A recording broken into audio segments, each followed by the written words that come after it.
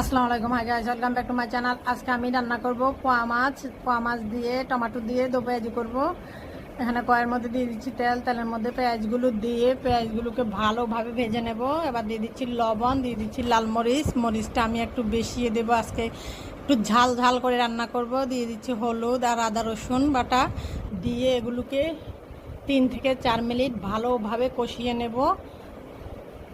মশলাটুকু কষানো হয়ে গেছে দেখুন। এবার এগুলোর সাথে দিয়ে দেব অল্প একটু পানিটা দিয়ে একটু ভালোভাবে নাড়াচাড়া করে।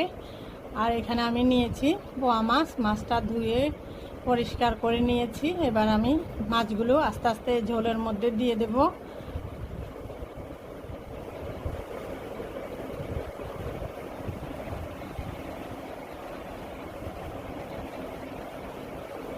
পোয়া মাছটা অনেকটাই নরম, একদম অনেকটা কি একেবারেই নরম মাছ। এই মাছটা দিয়ে কিন্তু বেশি নাড়াচাড়া করা যায় না।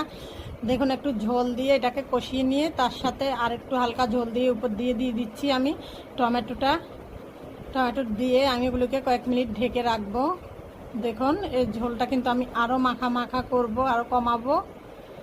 দেখুন, খুব খুব আস্তে এগুলোকে নাড়াচাড়া করতে হয়। মাছটা এত নরম, একেবারে নাড়াচাড়াই করা যায় না। এই ঝোলটা আমি আরও একটু কমাবো। দেখুন, একেবারে মাখা মাখা হয়ে গেছে। আজকের মতো এখানেই শেষ। আল্লাহ হাফেজ।